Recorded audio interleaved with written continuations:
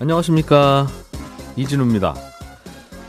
미국의 11월 소비자 물가가 예상보다 높게 오른 것으로 나올 걸로 보입니다. 이렇게 되면 다시 금리 인상 가능성이 더 높아진다는 쪽으로 의견이 몰리겠죠. 이런 연준의 통화정책 정상화 속도에도 요즘 관심이 많고, 거기에 예상치 못했던 델타 변이 바이러스 그리고 오미크론의 출현으로 공급망 병목 현상도 길어지고 있습니다. 이것도 역시 물가 상승의 요인이 될 거고요. 그런 이유 때문인지 우리나라 증시도 부침을 거듭하고 있는데, 이게 글로벌 경제가 정상화로 가는 마지막 진통일지 아니면 아직도 갈 길이 먼 건지도 궁금합니다. 오늘 센터뷰 시간에는 시장 분위기 한번 진단해보고 내년 이후에 세계 경제를 움직일 힘 그리고 트렌드가 어떻게 될지 여쭤보겠습니다. 중동과 아랍의 국가들은 우리랑은 다르게 원래 주말이 금요일과 토요일이었습니다.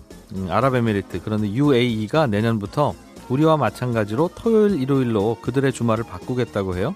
그런데 한 걸음 더 나아가서 세계 최초로 4일 반 근무제도 함께 도입한다고 합니다. 오늘 글로벌 리포트 시간에는 이런저런 나라 밖 경제 소식들도 살펴보겠습니다. 손에 잡히는 경제 플러스 광고 듣고 시작합니다. 예, 주식시장 이야기 KB증권 신동준 리서치센터장과 함께 나눠봅니다. 어서 오세요. 네, 안녕하세요. 요즘 주식시장은 조금 오를만 하면 또 떨어지고 아무튼 좀 불안은 한데, 네. 그 이유를 살펴보면 그럴 것도 같아요. 즉 코로나가 좀 더 심해진다? 이러면 악재겠죠. 네. 근데 코로나가 이제 심해지지 않고 뭔가 다시 회복을 한다? 그러면 금리를 올릴 테니까. 네. 그건 또 악재인 것 같고 나쁜 것만 보면 이거 다 그런데? 이런 생각이 좀 드는 것 같아서 그러지 않나 싶기는 해요. 내년은 어떨 것 같습니까? 내년에 주식시장에 대한 전망은 상저하고 상고하저가 좀 비슷한 수준인 것 같아요. 그러니까 상반기에 주가가 낮았다가 하반기에 올라간다라고 하면 상저하고, 네. 반대면 상고하저 이렇게 보는데요. 현재는 상고하저 전망이 조금 더 우세한 것 같습니다. 내년 가을 겨울 되면 또 안 좋을 내년 거다. 상반기까지는 뭐 주가는 괜찮을 텐데, 하반기 되면 주가는 다시 하락하지 않겠는가. 왜냐하면 뭐 경기가 올해 초부터 정점을 치고 뭐 피크아웃했다라는 얘기가 워낙 많았고, 두 번째는 내년 하반기 정도 가면 이제 연준이 기준금리를 인상을 할 거니까 결국 또 힘들지 않겠냐라는 거죠. 그래서 보통은 이제 상고하저 전망이 좀 더 우세한데요. 네. 저희 KB증권은 상저하고를 예상하고 있습니다. 반대로. 네, 그렇습니다. 그럼 근거 그렇게 생각하시는 이유 좀 듣고 싶은데요. 예. 일단 아까 첫 번째 경제에 대한 얘기인데요. 저는 경제에 대해서는 당분간이라 하면 한 1, 2년 정도 어떤 돌발적인 충격이 없다면 크게 걱정할 건 없다고 생각해요. 왜냐하면 지금은 팬데믹 이전에 미국 경제를 기준으로 그냥 숫자를 말씀드리면, 팬데믹 이전 10년 동안 미국 경제의 GDP 성장률은 연평균 2.2%씩 성장했습니다. 네. 팬데믹 이전이에요. 그런데 작년에 충격 때문에, 팬데믹 때문에 마이너스 성장을 했고요. 올해는 그 기저효과로, 경기 부양 효과, 기저효과 때문에 올해 성장률은 저희 회사 예상으로는 5.7% 정도. 미국 경제가 5.7%이긴 하지만 작년에 워낙 마이너스 성장이었으니까 5.7% 성장할 거로 보고요. 내년 성장률 전망이 저희가 3.6%예요. 그리고 2023년에서 2025년 사이에 평균적으로는 2.5% 정도를 전망합니다. 네. 그러니까 올해 5.7, 내년 3.6, 그 이후에 2.5 점점 내려가죠. 그래서 이게 경제가 둔화되는 게 아닌가, 경기 모멘텀이 약해지는 게 아니냐. 그러면 기업들도 돈을 그만큼 못 벌 것이고, 그러면 주가가 올라가기는 어렵지 않겠는가. 이런 걱정을 하시는데, 저는 이제 기본적으로 팬데믹 이전의 수준이 2.2%였기 때문에 지금은 그때보다 속도가 빠르다. 향후 한 4, 5년 동안에도 빠르다. 그리고 지금은 팬데믹 이전의 높이도 경제의 규모로 보면 높이도 회복을 했다. 그런 차원에서는 저는 이건 정상화로 가는 하나의 과정이지 경제가 나빠진다라고 보실 부분은 아닌 것 같다는 생각을 하고 있고요. 다음 두 번째는 연준이 기준금리를 올릴 때 보통은 인상을 하기 시작하면 주가가 영향을 받는 것이 아니라 환율도 마찬가지고요. 보통은 인상을 할까 말까 이렇게 걱정할 때에 이럴 때 보통 금리 인상을 다 반영을 합니다. 지금 현재 시장은 내년 말까지 미국의 기준금리 인상이 한 1% 정도까지는 인상될 걸로 이미 채권 시장에 반영이 되어 있어요. 네. 그러니까 실제로 내년에 1%까지 올리지 않는다면 사실 주가가 더 하락할 이유는 없는 거죠. 항상 최악의 상황을 먼저 반영했다가 실제 인상하기 시작하면 속도가 느리거나 아니면 시점이 조금 늦어지거나 하면 네. 괜찮구나 하면서 이제 조금 가격은 좋아지는 그런 패턴을 보입니다. 그래서 상반기에는 좀 현재 분위기가 이어지면서 좋지 않더라도 네. 하반기가 되면 경기가 좋아지는 것을 반영하기 시작할 것이다, 적극적으로. 네, 뭐 일단 지금 제일 걱정하시는 것은 인플레이션 압력이고, 네. 저희는 미국의 소비자 물가 상승률이 연말에 거의 7%에 가까운 수준이 나올 것 같아요. 전년 동기 대비 상승률이 네. 예. 6.7% 혹은 6.8% 정도 되면 그 숫자가 2월 정도에 발표가 됩니다. 예, 데이터는요. 네. 그래서 내년 1분기가 아마 물가는 굉장히 높은 수준일 거고 또 내년 1분기에 만나게 될 또 하나 중요한 데이터가 중국의 4분기 GDP 성장률인데 안 좋게 나오겠죠. 중국 성장률은 아마 3%대 후반 정도 될 것 같아요. 네. 처음 보는 거의 숫자가 될 것 같아서 그런 데다가 연준은 지금 테이퍼링을 자산 매입을 축소하는 것을 이 가속도를 낸다고 하고 있지 않습니까? 네. 그런 데다가 겨울이고 새로운 오미크론에 대한 변이 바이러스의 백신은 치료제는 아직 완전히 개발은 안 돼 있을 거고 네. 그래서 1분기까지는 좀 힘들 것 같아요. 그래서 저희는 1분기가 오히려 주가가 좀 저점이 아니겠는가. 좋지 않은 지표들이 계속 네. 나올 테니까 네, 지나간더라도. 네. 그러나 이제 그 시점을 지나고 나면 뭐 백신도 좀 보급이 되고 새로운 그 치료제도 좀 나올 것 같고 또 겨울도 지나니까 사람들도 조금씩 경제 활동을 시작하겠죠. 그래서 노동력에 대한 차질, 운송 차질 뭐 이런 것들이 좀 해소가 되면서 인플레이션이 여전히 높은 수준이긴 하지만 적어도 6%대 중반 후반 이렇게 가던 것이 한 뭐 4%대 이렇게 내려오면서 방향성은 좀 잡힐 것 같거든요. 네. 그러면 기저효과로 자연스럽게 내년 한 2분기 말 3분기 정도 가면 이제 턴어라운드 얘기가 또 나올 겁니다. 피크아웃이 아니라. 네. 올해 안 좋았으니까 네. 가을에 네. 팬데믹 때문에 2분기가 최악이었고 네. 올해는 2분기가 피크아웃이었고 내년엔 또 2분기가 바닥이라고 할 거예요. 근데 이거는 그냥 단순하게 기저효과이기 때문에 아까 말씀드린 대로 큰 흐름에서 속도가 유지가 되고 있냐 아니냐를 좀 보셔야 될 것 같고 그런 측면에서 경제는 큰 걱정은 안 하셔도 된다. 이런 생각을 저는 드리고 싶습니다. 바로 말씀하셨던 그 부분이에요. 요즘엔 전년 대비 얼마 올랐다 내렸다 가지고 주식시장도 움직이고 사람들도 관심을 갖지만 말씀하신 대로 코로나 때문에 생겼던 지표들의 혼란스러움이잖아요. 맞습니다. 갑자기 팬데믹으로 또 했다가 갑자기 또 그거에 비해서는 또 많이 좋아졌다가 하니까 덜컹덜컹하는 과정에서는 이런 소리 저런 소리 나오기 마련인데 맞습니다. 내년 뭐 상반기 지나고 하반기부터는 이제는 코로나를 인류가 극복한다고 가정을 하고 백신도 나오고 뭐 예를 들면 치료제도 나오고 할 테니 다시 옛날로 돌아가겠죠. 네네. 3년 전 뭐 혹은 4년 전으로 돌아가면 그때는 그럼 과연 경기가 좋았냐면 좋지 않았던 것 같거든요. 네, 경제는 별론데 주가만 올라간다고 얘기했었죠. 그러면서 고민들도 많고 미국, 중국 싸우고 뭐 난리 났던 그 시절로 맞습니다. 이제 팬데믹 코로나 지나가고 나서 다시 돌아가면 그러면 경제가 좋을 거냐? 즉 팬데믹을 한번 우리가 인류가 경험했을 뿐이고 다시 백으로 돌아가는 건데 그 이후의 경제는 달라질 걸로 보십니까?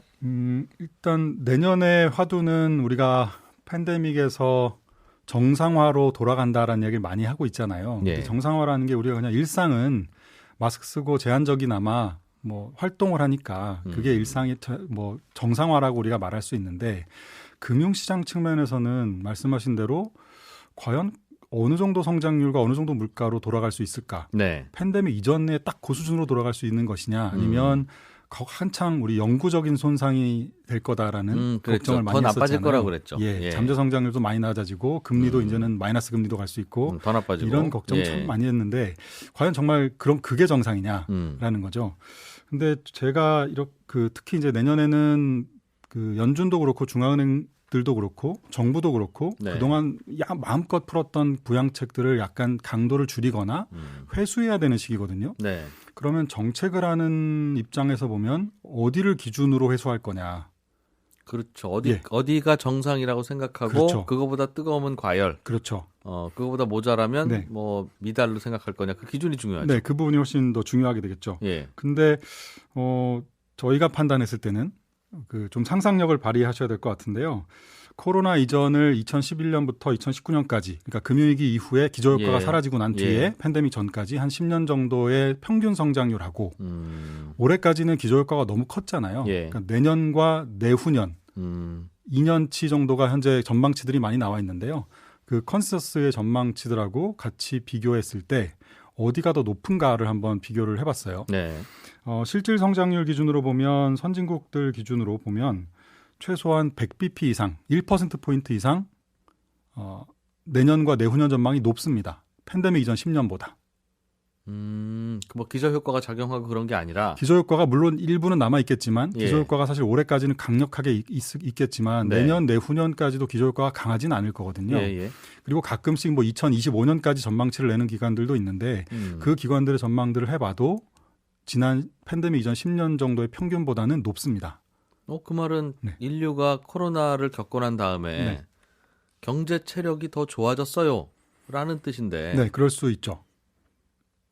그게 왜 그렇죠? 네, 그래서 제가 아까 예. 상상력을 좀 발휘해보자라는 얘기를 드렸고 그거 가기 전에 하나 더 추가해서 말씀드리면 네. 인플레이션도 마찬가지예요. 물가도 코로나 이전으로 돌아갈 수 있겠는가? 못 돌아갑니다. 못 돌아간다는 게 아까 성장은 코로나 이전보다 높은 수준에서 균형이 형성이 되겠지만 네. 인플레이션은 코로나 이전 수준처럼 낮아지지 못하고 그보다 또 역시 높은 정도 수준에서 그 균형이 형성될 거라는 거죠. 선진국 기준으로 보면 최소한 0.5%포인트 이상 인플레이션은 높은 수준에서 형성이 될 걸로 예상이 됩니다. 요즘 물가 올라가는 건 이른바 공급망 차질. 네. 그 이유는 코로나 바이러스 네. 때문이라서 비싸다는 건데 그건 그렇죠. 이해가 되는데 네. 코로나 바이러스로부터 다 우리가 자유로워지고 나도 물가가 계속 예전처럼 저물가는 아닐 것이다. 그렇습니다. 네. 그렇습니다. 그것도 왜요? 그것도 왜요? 네, 그 두 가지를 오늘 좀 말씀을 드릴게요. 네. 첫 번째는 성장이 왜 높아지는가에 대해서는요. 제일 많이 달라진 것은 이 재정 적자를 일으켜서 돈을 쓰는 것. 정부가. 네, 예. 그게 뭐 투자에 쓰든 아니면 사람들한테 나눠주든 이 돈을 쓰는 것에 대해서 사람들이 굉장히 관대해졌습니다. 우리나라도 지금 내년 선거를 앞두고 양당에서 여러 가지 소상공인을 위한 정책들을 뭐 굉장히 대규모를 내놓고 있지만 네. 약속하고 있지만 거기에 대해서 반대의 목소리는 생각보다 별로 없거든요. 예전 같았으면은 뭐 후대에다가 짐을 지우는 거 아니냐 이런 논란이 굉장히 심했을 텐데 예. 지금은 워낙 어려운 상태고 또 정부가 해야 할 일이 있고 그렇기 때문에 재정을 풀어서 돈을 쓰는 거에 대해서 전 세계적으로 굉장히 관대해졌다. 그게 첫 번째고요. 예.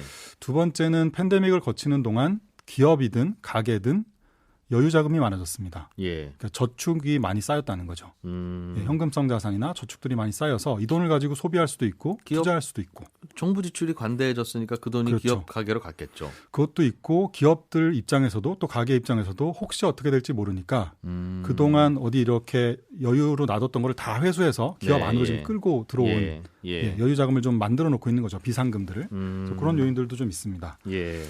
그리고 세 번째는 아마 제가 올해 여름쯤인가 와서 말씀드렸던 것 같아요. 아까 그런 팬데믹에 대한 부분, 재정 지출에 대한 부분, 사람들이 일자리를 늘려야 되는 부분들 때문에 이게 탈탄소 정책, 뭐 에너지 전환 정책 이런 거랑 맞물려서 친환경 인프라를 깔아야 된다라는 그 화두가 있지 않습니까? 예. 이것이 새로운 설비 투자로 좀 연결이 되고 있는 것 같습니다.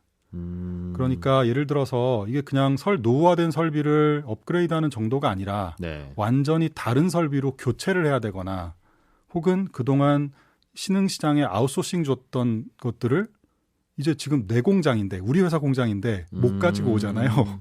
지금 배가 안 다닌다 그러고 사람이 없다 그러니까 이런 것들을 국내에 내 가까이에 놓고 싶은 수요가 또 있어요. 기업들은 네. 부품 조달 안 되니까 맞습니다. 부품 회사를 아예 옆에 차려버리자. 네, 핵심 인력이나 이런 뭐 부품, 소재 네, 뭐 이런 것들을 좀 가까이 두고 싶어하는 수요죠.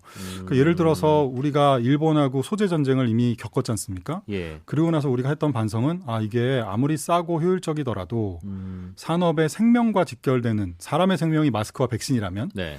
이 산업의 생명과 직결되는 필수 기술이나 부품이나 인력들은 적어도 국내에 조금 비싸더라도 갖고 있어야 되겠다라는 생각을 하잖아요. 대표적인 게 요소수. 맞습니다. 지금 바이든 행정부가 아마 내년에 6월 정도로 지금 예정이 되어 있는데 리쇼어링이라고 해서 해외 공장에 있던 거를 국내에 가지고 오면 세제 혜택을 주고 거꾸로 아웃소싱을 나가거나 하면 페널티를 부과하는 이런 형태의 아마 정책들이 발표가 될 거고요. 네. 게다가 중국하고 지금 기술에 의한 패권 경쟁을 하고 있는 시점이기 때문에 더더군다나 그렇습니다. 그래서 거기서 나오는 새로운 설비 투자 수요가 뭐 상당히 있을 거라는 거죠. 그다음에 마지막으로는 뭐 기술 혁신에 의한 생산성 향상 뭐 이런 부분인데 이건 아직 뭐 아주 가시화되고 있지는 않지만 따라올 수 있는 이야기라고 생각하고요. 최근 미국의 투자 데이터를 보면 전체 경제에서 투자가 차지하는 비중이 있는데요. 예. 그거를 이제 여러 개로 쪼개볼 수가 있어요. 근데 지난 한 10년 동안 내리 비중이 줄어들었던 영역이 두 가지입니다. 이게 뭐냐면 산업 장비와 운송 장비. 예. 뭐 이거 더 늘어날 일이 별로 없었잖아요. 이미 다 갖춰져 있으니까요. 두 번째는 그 구조물 투자, 그러니까 건물 짓는 거죠. 네. 이것도 별로 늘어날 게 없잖아요. 근데 이 데이터들이 최근에 비중이 올라가고 있어요. 설비 투자되고 있다는 뜻이네요. 네네. 이게 하위 데이터들이 아직 공개하지 않아서 이게 좀 더 시간이 지나야 알 수 있겠지만 아직은 구조물 투자, 그러니까 건물 투자는 계속 줄고 있는데 운송 장비, 산업 장비 데이터들이 올라오고 있습니다. 네. 그동안에는 무형 자산이라고 했던 뭐 정보 처리 장비라든가 지식 자산권 네. 이런 것들이 주로 많이 늘면서 전체 미국 경제를 끌고 갔는데 예. 최근 들어서 이게 지난 10년 내리 줄고 있던 이 산업 장비, 운송 장비 투자가 늘고 있는 것은 굉장히 중요한 시그널이 아닌가 생각이 들고요. 공장에 넣는 기계가 산업 장비고, 그렇죠. 뭐 자동차나 그런 거 싣고 다니는 뭔가는 운송 네네. 장비니까 맞습니다. 네. 공장을 지으려고 하는구나라는 거를 알려주는 신호라는 말씀이죠. 맞습니다. 네. 그리고 두 번째 아까 인플레이션이 왜 끌어올려지는가? 예. 뭐 이건 동전의 양면인데요. 중앙은행들이 그동안 디플레이션을 벗어나기 위해서 네. 인플레이션을 일부 용인하는 정책들로 모든 프레임이 바뀌었습니다. 특히 연준과 ECB가 바뀌었죠. 네. 물가 안정 목표제 뭐 이런 것들이 목표가 2%인데 지난 10년 동안 1.5밖에 못했으면 앞으로는 3, 4, 5 되더라도 우리 참을게. 맞습니다. 네, 그래서 평균적으로 2% 맞출 수 있도록 네. 약간 용인하면서 가자라는 게 현재 지금 맞물려 있는 거예요. 그러니까 아까 재정을 쓰는데도 관대하고 인플레이션이 일시적으로 좀 벌어지는 거에 대해서 관대한 이런 흐름이라고 보시면 되고요. 예. 두 번째는 임금이 올라가고 있고 복지가 강화되고 있습니다. 뭐 팬데믹 때문에 어려우니까요. 근데 이거는 팬데믹이 끝났다고 해서 임금을 깎거나 복지를 회수할 수는 없지 않습니까? 네. 네, 이런 부분들이 한 단계 임금이 올라가고 기업의 비용이 올라가는 뭐 이런 요인들로 작용할 수 있을 것 같고요. 최근에 재미있는 데이터가 있어요. 미국의 그 고용 시장 중에서 각 예. 산업별로 산업별로 보면 레저와 접객, 그러니까 식당에서 일하는 이런 예. 쪽의 임금이 미국 전체 평균 임금에 비해서 한 60%밖에 안 됩니다. 가장 저임금. 저임금 근로자들이 섹터예요. 많이 가죠. 예. 예. 그리고 가장 많은 인구를 또 흡수하죠. 고용하고 있고 예. 여기가 전체 임금 상승률을 좀 낮춰주는 역할을 했거든요. 그동안. 근데 요즘에 여기가 많이 안 늘어요. 예, 코로나 때문에 예. 레저와 접객 쪽에 문을 아직 다 안 열었지 않습니까? 예. 근데 이 인력들이 어디로 이동했냐면 운송이나 창고 쪽으로 이동을 했습니다. 예. 이쪽은 역시 여기도 평균 임금보다는 낮지만 아까 레저와 접객 임금보다는 한 40%가 높습니다. 그러니까 식당에서 서빙하던 분이 아마존 배송했다는 맞습니다. 뜻이잖아요. 맞습니다. 예, 예. 특별한 기술이 필요 없지만 네, 예. 이 섹터가 이동되고 있다는 거고 네. 지금 팬데믹 이후에 유일하게 늘어난 업종이 아까 운송하고 창고, 그다음 금융 이 두 개밖에 없거든요. 네. 그러니까 이쪽으로 이동하면서 전체적으로 임금이 또 올라가는 거예요. 또 하나는 이게 어르신들.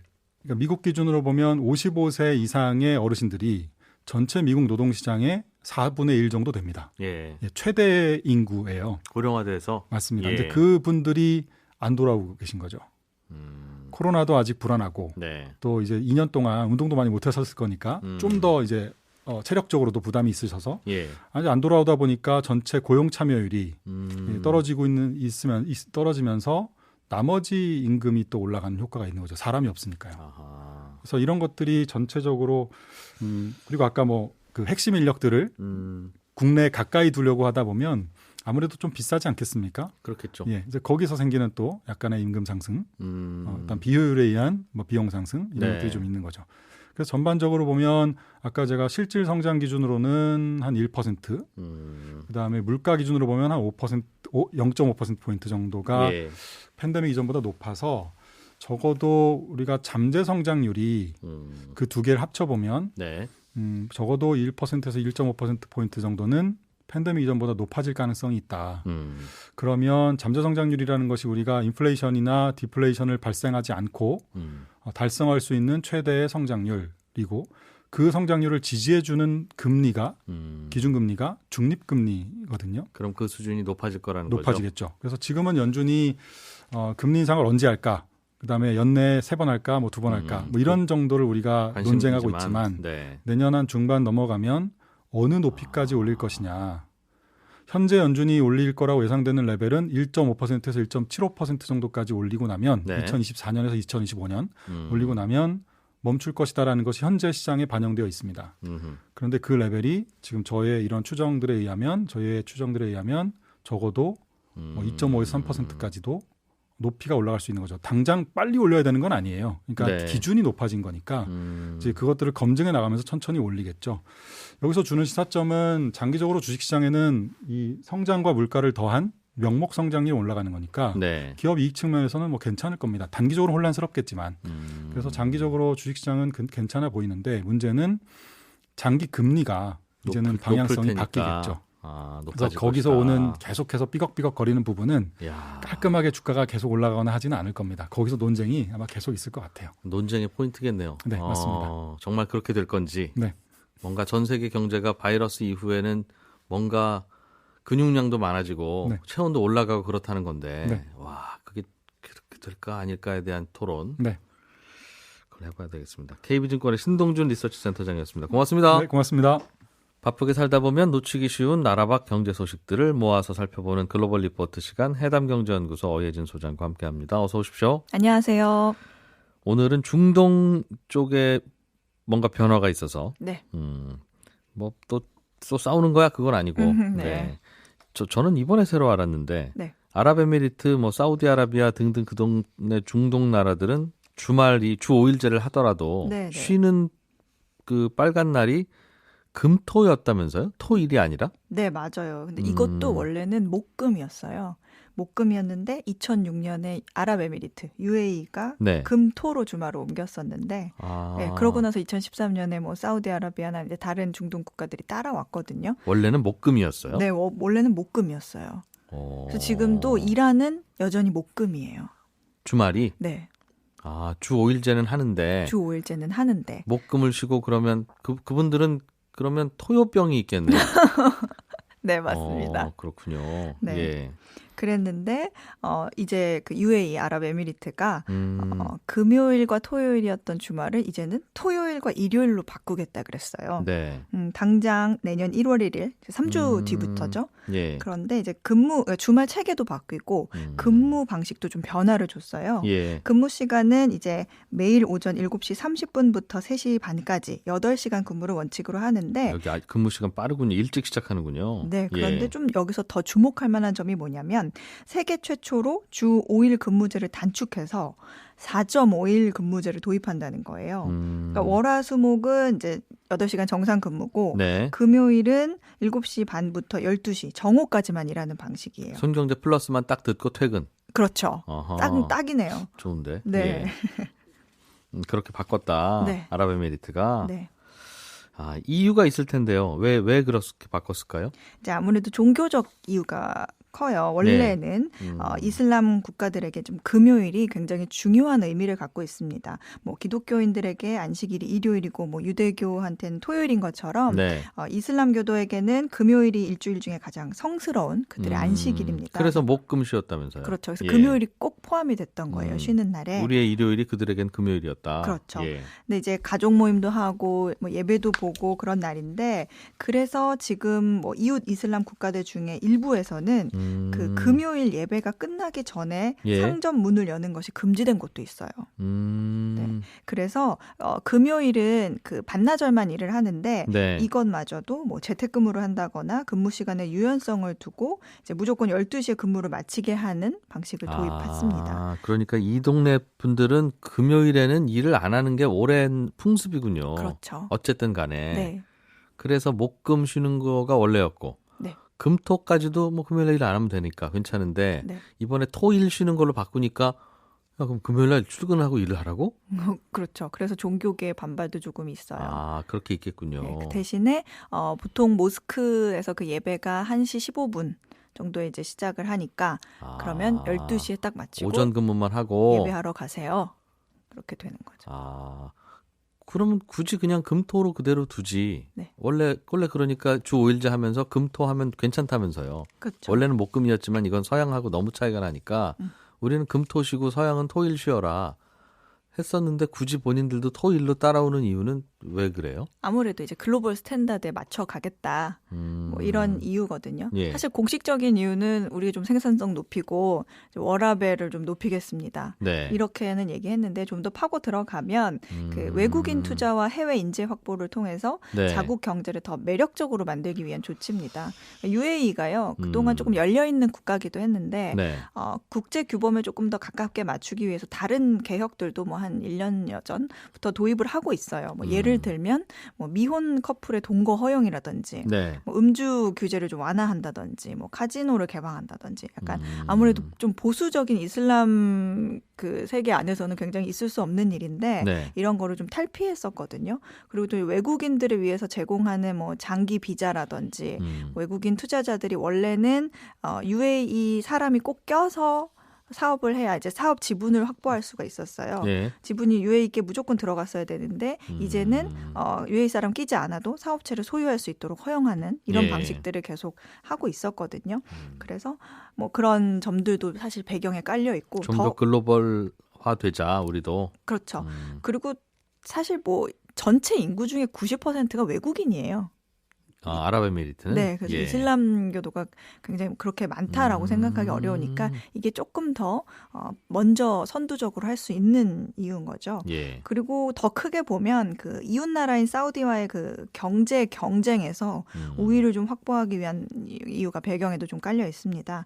그 사우디아라비아 같은 경우에는 수년 전부터 이 자체적으로 뭐 사회나 경제 개혁을 추진하고 있거든요. 네. 예를 들어서 사우디 왕국이 다국적 기업들이 주로 아랍에미리트에 많은데 이 기업들한테 2023년까지 우리 수도인 리야드로 지역 예. 본부를 이전하지 않으면 우리와 계약하고 있었던 거 다 끊겠다. 네. 이런 식으로 강하게 나가고 있어요. 예. 그리고 뭐 원래는 외국인들이 입국하기가 굉장히 어려웠거든요. 사우디아라비아가. 그런데 뭐 대규모 관광단지를 건설한다든지 해서 외국인의 자유로운 입국을 좀 허용하고 뭐 이런 변화의 드라이브에 UAE도 이제 경쟁에서 밀리지 않으려면 나름의 개선책을 내놓고 그래야 되니까 예. 그런 거다. 이런 얘기도 있죠. 그렇군요. 야, 이게 결국은 그럼 금요일 때문에 금요일은 오전 근무만 해야 되고 네. 토요일 일요일은 쉬고 그러면 4일 반 근무하는 건데 네. 외국인이 이쪽 가서 사업을 하고 싶을까 하는 생각은 얼핏 들기는 해요. 뭐 너는 놀 때 놀고 좀 뭐 일할 때 좀 더 열심히 하면 되겠죠. 달력이 바뀌는군요. 네. 베이징 올림픽 이야기 좀 해보죠. 내년 네. 2월 초니까 얼마 안 남았습니다. 네. 2월 4일부터 열린다고 하는데 네네. 미국을 비롯해서 주요 국가들이 올림픽 참석 안 하겠다. 보이콧을 결정하고 있네요. 네, 이게 정확히 말하면 외교적 보이콧을 선언한 겁니다. 네. 지난 6일에 미국을 시작으로 뉴질랜드와 호주, 영국과 캐나다까지 외교적 보이콧을 선언했는데 이렇게 되면 영미권 정보 동맹인 그 파이브 아이즈 네. 그리고 군사기술 동맹인 오커스 국가들 모두가 뭐 겹치긴 하지만 보이콧을 선언한 셈이 됐습니다. 뉴질랜드, 호주, 영국, 캐나다, 미국은 뭐 그냥 원래 한 가족이라고 생각하는 네. 나라니까. 네. 뭐 그렇게 하면 되는데. 네. 그리고 뭐 일본도 정해진 바는 아직 없지만 네. 정황상 보이콧에 동참할 가능성이 높아 보이고요. 프랑스와 이탈리아 같은 경우에는 보이콧에 동참 안 하겠다 이렇게 의사를 밝혔어요. 왜냐하면 참석하겠다 여기는. 네, 왜냐하면 이 둘은 2024년과 2026년에 올림픽을 앞두고 있거든요. 그래서 이 점을 좀 의식하느라 그런 것 같고 예. 우리나라는 지금 보이콧을 검토하지 않고 있다 이런 입장입니다. 그런데 좀 전에 보이콧을 설명하실 때 외교적 보이콧입니다 이런 표현을 주셨어요. 네, 네. 그냥 보이콧하고 달라요? 외교적 보이콧이? 뭐 이런 거예요. 그러니까 우리나라 선수들은 참가를 할 건데 네. 나라에서 선수 지원도 문제없이 할 거고 네. 그런데 함께 가는 외교 사절단은 보내지 않겠다. 외교관들 뭐 각국 정상이라든지 보내지 네. 않을 거다. 이런 뜻이에요. 그러니까 보통 올림픽 하면 뭐 개막식이나 각종 행사에 각국 정상들이 막 참석해서 개최국과 좀 의례적인 뭐 회담도 갖고 뭐 친분 확인하는 것이 좀 관례거든요. 평소에 만나기 어렵거나 관계가 어색한 나라 정상들이 좀 올림픽이라는 좀 축제를 계기로 네. 좀 평화롭게 좀 가볍게 만날 수 있는 분위기가 연출이 되는데 우리도 상가에서 친구들 만나죠. 주로. 근데 이거를 이제 흔히 올림픽 외교라고 하거든요. 그러니까 뭐 예를 들면 뭐 이런 거예요. 올해 여름에 도쿄올림픽에는 그 미국 영부인인 질 바이든이 미국 정부 대표단은 단장으로 일본에 왔었어요. 예. 그래서 당시 스가 총리와 만찬도 하고 나루히토 천황도 만나고 뭐 의미 있는 외교 활동을 하고 갔고 뭐 예전에 우리 평창 동계올림픽 때도 남북 정상회담과 결국엔 북미 회담의 계기가 되기도 했었잖아요. 네. 그런 것처럼 이렇게 주요 국가들이 이렇게 외교적 보이콧을 한다는 건 결국에는 이제 개최국에 그런 외교적인 무대를 만들 수 없도록 조금 모욕을 좀 주고 자존심을 상하게 하려는 의도로 보면 됩니다. 그래서 과거에도 사실 올림픽 보이콧이 있었어요. 네. 1976년에 캐나다 몬트리올 올림픽에는 남아프리카 공화국의 인종차별에 항의해서 아프리카 26개 국가 선수가 한 명도 출전하지 않았어요. 진짜 보이콧이네요. 네, 이건 진짜 보이콧이었고. 네. 1980년 그 모스크바 올림픽 때도 소련의 아프가니스탄 침공에 항의해서 미국과 그 동맹국들이 참석하지 않았거든요. 우리도 안 갔죠? 네. 근데 그 소련이 그 다음 올림픽인 1984년 로스앤젤레스 올림픽에 보이콧으로 보복을 했었죠. 네. 그런데 이번 베이징 올림픽은 가기는 가되 미국, 호주, 영국, 캐나다, 뉴질랜드가 선수단을 보내긴 보낼 건데 딱 선수단만 보내고 딱 그냥 게임만 뛰고 우리는 올 거야. 네. 다른 사람은 안 가. 이제 네. 그런다는 거죠. 네. 이유는 뭐예요? 원래 미국, 중국 사이 안 좋은 건 알겠는데 네. 그래도 또 올림픽은 또 가끔 사이 안 좋다가도 또 그렇게 좀 하고 해서 세계 평화에 기여하자고 해서 그 돈 쓰면서 4년에 한 번씩 하는 거잖아요. 맞아요. 사실 이 보이콧도 명분이 있어야 되잖아요. 네. 근데 뭐 말씀하신 것처럼 뭐 국가마다 무역 분쟁도 있을 것이고 저마다 이유가 있겠지만 공통된 이유는 중국의 인권 탄압입니다. 지난 2008년에 중국 베이징 올림픽 때도 비슷한 일이 있긴 했어요. 당시에 그 티베트 폭동에 대해서 중국의 유혈 진압에 유럽 여러 고위 인사들이 개막식을 불참할 것 이랬었거든요. 네. 지금도 보이콧 국가들 얘기를 보면 중국 정부가 신장 위구르 지역 민족들을 탄압해온 이런 잔인한 방식과 또 독립 시위를 유혈 진압으로 대응했던 일을 두고 문제를 삼고 있습니다. 중국은 사실 뭐 공식적으로는 부정을 하고 있지만 특히 이 베이징 올림픽 기간에도 이 지역의 시위나 분쟁이 없어야 된다는 생각을 가지고 있거든요. 네. 그리고 무엇보다 이 신장 지역의 인권 문제가 부각되는 것에 좀 더 예민해요. 그래서 뭐 일부 그 스폰서를 하는 기업들한테도 너네의 스탠스를 빨리 밝혀라 이렇게 네. 얘기하기도 하고 그렇습니다. 그래서 네. 알겠습니다. 다른 얘기도 한번 좀 해보죠. 네. 우리나라는 요즘 코로나 바이러스 감염자들이 많이 늘고 있어요. 하루에 7,000명대까지 새롭게 확진자가 나오기도 하고 네. 사실은 이제는 중요한 숫자가 확진자 숫자보다는 그중에서 위중증으로 가서 네. 뭐 사망하는 분들 숫자를 좀 줄여야 된다. 맞습니다. 그게 더 심각하다 이런 이야기가 나오고 있어서 걱정인데 일본은 오히려 확진자 숫자도 줄어들고 사망자 숫자도 감소하고 있다. 네. 그래서 좀 뭘 하고 있는 건데 이런 결과가 나오나 궁금해하고 있다고요? 맞습니다. 요즘 일본에서요. 코로나로 사망하는 사람이 하루에 1명이 채 되지 않는데요.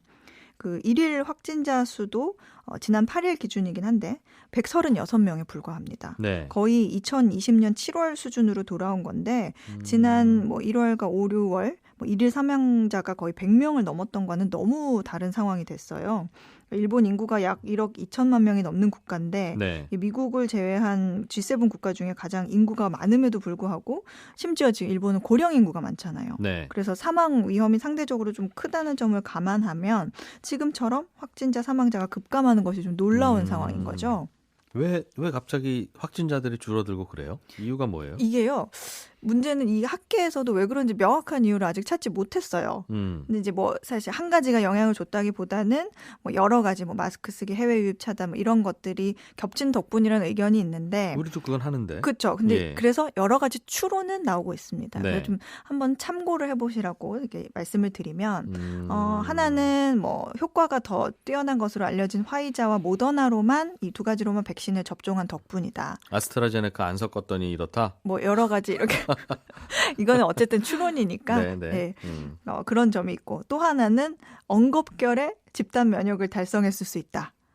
지난 여름에 병상이 좀 부족할 정도로 확산세가 굉장히 심했거든요, 일본이. 근데 이제 확진자 중에 뭐 일부는 거의 뭐 주로 자택 요양을 시켰다 그래요.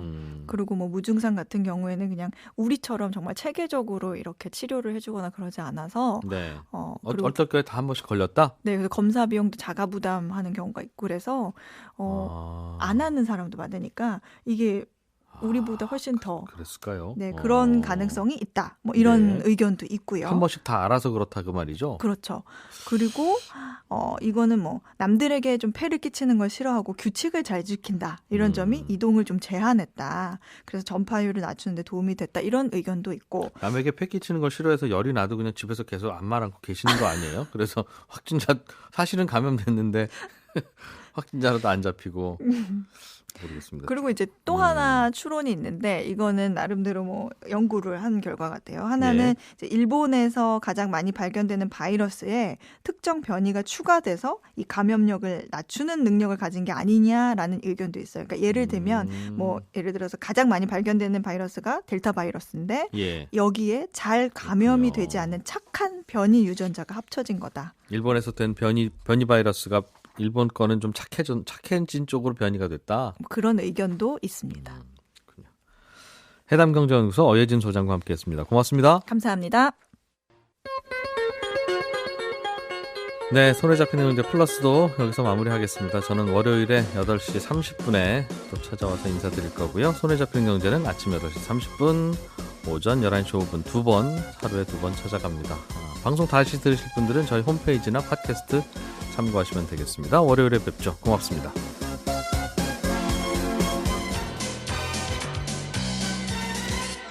더 깊고 더 재미있는 경제 이야기. 이진우의 손에 잡히는 경제 플러스.